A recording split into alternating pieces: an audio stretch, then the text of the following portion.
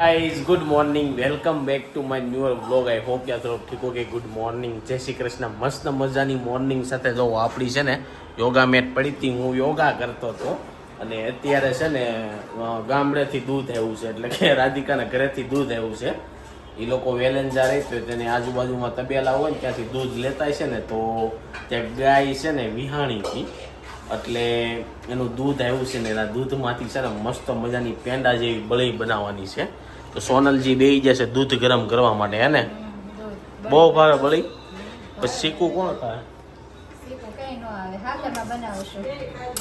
હાકરમાં બનાવવાનું છે એવું કહે છે પણ ગયા વખતે મેં થાળીમાં બનાવી હતી ને તો મને થોડુંક કાસું કાસું ફીલ લાગ્યું મમ્મીને એને એ બળી બહુ આવી છે ને આપણે એવું લખ્યું એવું નક્કી કર્યું છે કે જેમ પેંડા બનાવે ને એમ જ ગરમ કરીને બનાવવાની છે તો જો સોનલજી બેસી જશે બળી બનાવવા માટે કેટલો ટાઈમ લાગશે ત્યાં લગી ઉકળવા દેવાની હોય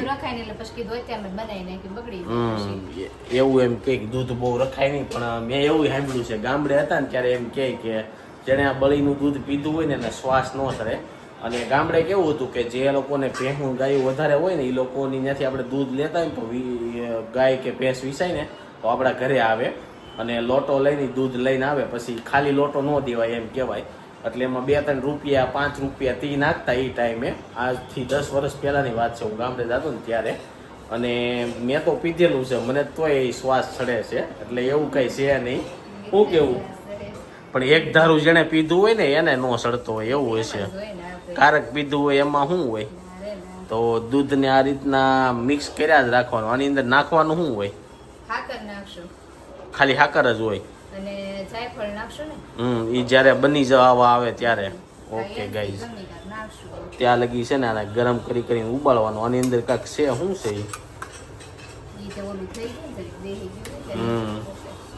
ગાઈઝ દૂધને હલાવવામાં ખાસ ધ્યાન રાખવું પડે બેસી જાય ને તો દાજ્યું વાઇસ આવી જાય તો મસ્ત મજાની બળી રેડી થઈ જાય અને ત્યારે તમને મહેનત તો બહુ લાગે 1 કલાકથી દૂધ ગરમ થતું હતું ત્યારે હજી એટલું ઘટ થયું છે જો હજી આને ગરમ કરવું જોઈએ હજી દાણી થઈ જાય ને દાણી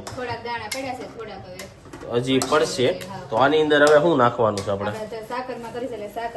તો સાકર થોડીક મેં પેલા ઉકળતું હતું ને દૂધ તેમાં નાખી દીધી તો ત્યારે થોડીક એવી નાખવાની રહે તો જો સાકર નાખી દીધી છે અને જાયફળ ખમણી નાખશું અને હજી આને ઘટ થવા દેવું હજી ઘટ થઈ જાય ને પછી કેવી બને છે ને ફાઇનલી છે ને આપણી બળી છે ને રેડી થઈ ગઈ છે ને જોરદાર જોવામાં લાગે છે એકદમ જોરદાર બની મારે જેવી જોતી હતી ને એવી ઓલી વખતે મમ્મીએ બનાવી હતી ને એની કરતા આ ખાવાની બહુ મીઠી લાગશે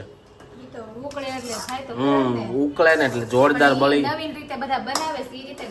હા બધા એ રીતના જ બતાવે છે યુટ્યુબમાં અમે આની પેલા જયારે બનાવી હતી ને તો બધા લોકો એમ જ કહેતા થાળીમાં દૂધ પાથરી દેવાનું ને એની હાથે ધીરો ધીરો તાપ રાખ્યા રાખવાનો પણ એની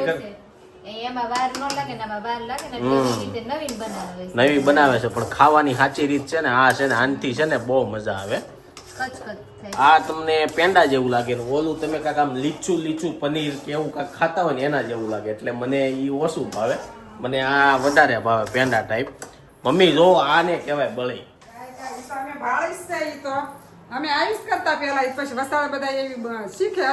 થાળી કરતા છે ને ખાવાની મજા આમાં આવે પેંડા જેવું થઈ જાય જોરદાર બની પણ કેટલું દૂધ હતું તે એટલી એવી બની લ્યો થઈને એકદમ ધોળી તો મસ્ત મજાની થઈ ગઈ છે હવે ટેસ્ટ કરવી નહીં આના પેંડા નો બને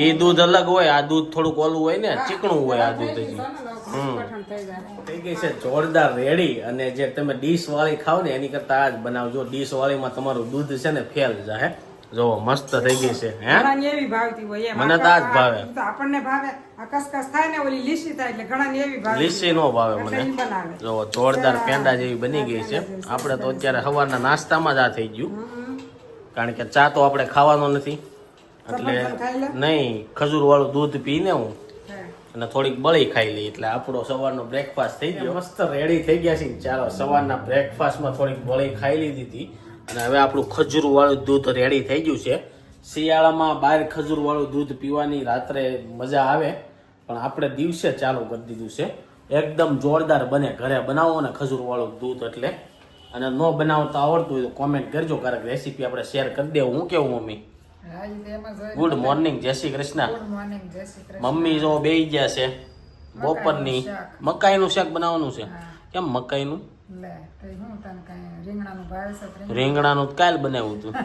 એટલે જ આજ મકાઈનું કરી નાખ્યું ને. એવું છે તો મમ્મી જો તેની રસોઈની તૈયારી કરે છે ને આપણે સવારનો બ્રેકફાસ્ટ કરી વાગી ગયા બપોરના 1 અને જમવા માટે ઘરે આવી ગયા છીએ. જમવામાં રોટલી, મકાઈનું શાક અને બળી છે જોરદાર. કેવી બની બળી?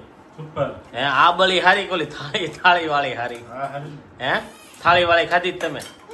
નહોતી ખાધી? પપ્પાએ નહોતી ખાધી મમ્મી? ભાઈ ભૂલી ગયા. આખી ખૂટવાડી તમે એને ખબર ઓલી નથી. પેરે હા. ઓલી પેરે ધોળે બની હતી. આ કેમ આવી ગઈ? એ થાળી વાળી હતી. આ બાજુ રોહિતે બે ગયો છે. ચાલો ફટાફટ બધા લોકો જમી લઈ, કારણ કે રિશિવભાઈને હુવાનો ટાઈમ થયો છે ને એને 10 વાગ્યાનો ટાઈમ થઈ ગયો. અને હવે તો જો આજે આપણે ચા પીધી નથી, કારણ કે 5 વાગે રોજ પીતો. પપ્પાએ રોહિત ચા પી લીધી, નાસ્તો કરી લીધો ને આ બાજુ પપ્પા પાછા સિંગ ખાવા બેસી ગયા. ચા પી લીધી તોય ખાલી કહેવાનું હોય. એવું છે. એમ જ હોય ને. અને આ બાજુ જો આ ભાઈ છે ને અવળું કામ કરે છે. ફોફા ભેગી સિંગ. ફોફા બગી સિંગ અમે આમાંથી લઈને નાખવી છે ને ફોફા, તો એને એમ છે કે આ આમાં નાખવાનું છે. તે મંડાઈ પીડ્યો છે અને એમ છે ને હા, એમ જ હોય ને. હું નાખું એમ. હા હું નાખું. તો ચાલો બધા ઓળો ખાવા, આ ઓળા ખાવા. ઓળો નહીં, ઓળો તો રીંગણાનો હોય ને કહેવાય, અને ઓળા કહેવાય. મસ્ત મજાના ઓળા છે. આજનો ટાઈમ થઈ ગયો છે ને જમવાનું બનવાનું ચાલુ થઈ ગયું છે ને આજે છે ને ઢોકળા બને છે. એ તે શું કહેવાય ઇન્સ્ટન્ટ બને છે. તો જો ઢોકળાનું બેટર રેડી થઈ ગયું છે ને કેમ અચાનક ઢોકળા બનાવવાનું પ્લાન થઈ ગયો? શાક કઈ નહોતું, હા. કારણ કે શાક કોઈને ખાવું ન એટલે આવું કીધું હળવું હારું. તેમને કેમ થયું? વ્યવસ્થિત બન્યા આ વખતે કે ઈ તો હવે આ થોડા કોલકર કરતા થોડા ખરાબ બન્યા છે. ઓલી વખતે કરતા પહેલી વાર બનાવ્યા ને તે એટલા બધા નહોતા બન્યા. ને આ ઢોકળામાં છે ને પાછો શેણાનો લોટ નથી, લોટ બીજો છે. કયો લોટ છે? રવો. રવાના લોટના ઢોકળા બન્યા છે. શેણાનો નાખવાનો કે નાખવાનો જ ચણાની નહીં? 2 ચમચી નાખવાની ને હા. ચાલો. અને જો આ કુકરની કહાની તો જે લોકો ડેઈલી વ્લોગ જોતા છે ને ખબર જ હશે.